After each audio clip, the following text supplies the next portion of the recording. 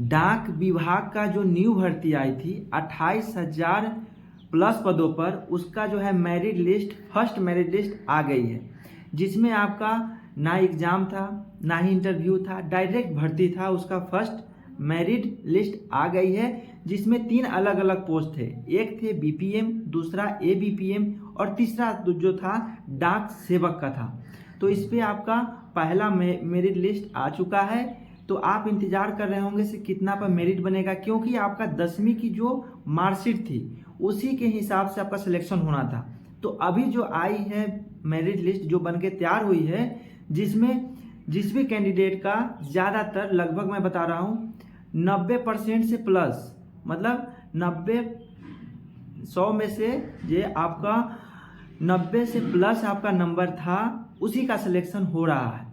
First merit, जैसे दूसरा आएगा फिर तीसरा आएगा वो तो अलग है, लेकिन जो अभी आया है 90 से प्लस वाला का आ रहा है। अभी फिर आएगा, उसके बाद धीरे धीरे कमेगा, लेकिन अभी 90 से प्लस वाला का अभी आ चुका है। तो जिसका आ चुका है वो अपना डॉक्यूमेंट तैयार कर ले, क्योंकि बहुत ही जल्द उसका डेट भी क्लियर कर दिया गया है। उसका डेट भी क्लियर है से कब से डॉक्यूमेंट वेरिफिकेशन होगा, जिसका लिस्ट जारी हो चुका है।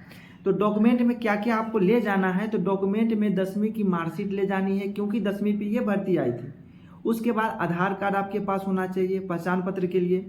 कास्ट सर्टिफिकेट, अगर आपको उसमें छूट लेना है तो कास्ट सर्टिफिकेट छूट क्या है, आपको SC ST हैं तो आपको कुछ नंबर कम आपको मिलेगा। वो पहले ही फॉर्म अप्लाई करते समय आप लगा दिए होंगे, लेकिन फिर भी आपको कास्ट सर्टिफिकेट ले जाना है।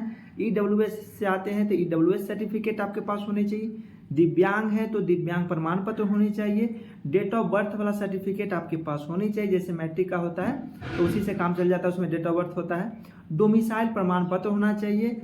ईमेल ID, ये सब तो डॉक्यूमेंट वेरिफिकेशन में नहीं होता है। ईमेल ID तो फॉर्म अप्लाई करते समय होता है, लेकिन ये जो नॉर्मल है आपका डॉक्यूमेंट, ये सब आपके पास होनी चाहिए, सभी ओरिजिनल डॉक्यूमेंट। उसके बाद सभी का फोटोकॉपी आप अपने साथ लेकर के डॉक्यूमेंट वेरिफिकेशन जहाँ होगा वहाँ पे आपको जाना होगा। तो जो जिसका नहीं आया है वो इंतज़ार अभी करे, क्योंकि अभी बहुत लिस्ट आने वाली है। तो जब आएगी तो वो इसके लिए डॉक्यूमेंट आप पहले से तैयार किए होंगे तो ठीक है, नहीं तो तैयार कर लेंगे। इसमें बहुत सारे अलग अलग स्टेट के लिए सीट आई थी, जैसे कि आंध्र प्रदेश के लिए 260 सीटों पर भर्ती आई थी, असम के लिए 639, बिहार के लिए 1347, छत्तीसगढ़ के लिए 1155, दिल्ली के लिए 42, गुजरात के लिए 1830। ऐसे इस प्रकार से बहुत सारे स्टेट के लिए अलग अलग सीटों की संख्या बताई गई थी। तो उसी हिसाब से अभी जो कटअप जा रही है उसी हिसाब से जा रही है, स्टेट वाइज जा रही है। ऐसा ही नहीं कि ऑल इंडिया का कटअप ऐसे जा रही है, स्टेट वाइज कटअप जा रही है। लेकिन ज़्यादा जो कटअप बताया जा रहा है यूपी और बिहार में, 100 में से 100% उसमें बताया जा रहा है, बहुत ही ज़्यादा कटअप उसमें गया है, हाई गया है। और अभी जो दूसरा लिस्ट आएगा उसमें थोड़ा कम होगा, लेकिन अभी जो गया है हाई कटअप गया है बिहार और यूपी का। बाद बाकी में थोड़ा 90 प्लस, किसी में 95, किसी में 96, किसी में 97, लेकिन बिहार यूपी में 98, 99, 100 इस प्रकार से कटअप उसमें गया है, बहुत ही हाई गया है। तो इसमें आपका आ गया है लिस्ट, तो तैयार कर ले और उसी हिसाब से आप उसके लिए तैयार होकर के रहें, क्योंकि अगर आपका लिस्ट आ गया तो आपका नौकरी पक्का है।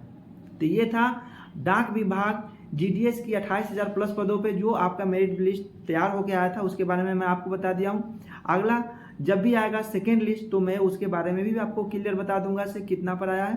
तो इसके लिए आपको चैनल पर जरूर बने रहना चाहिए, चैनल को जरूर सब्सक्राइब करें। फिर मिलते हैं नेक्स्ट वीडियो में नए टॉपिक के साथ, तब तक के लिए जय हिंद जय भारत।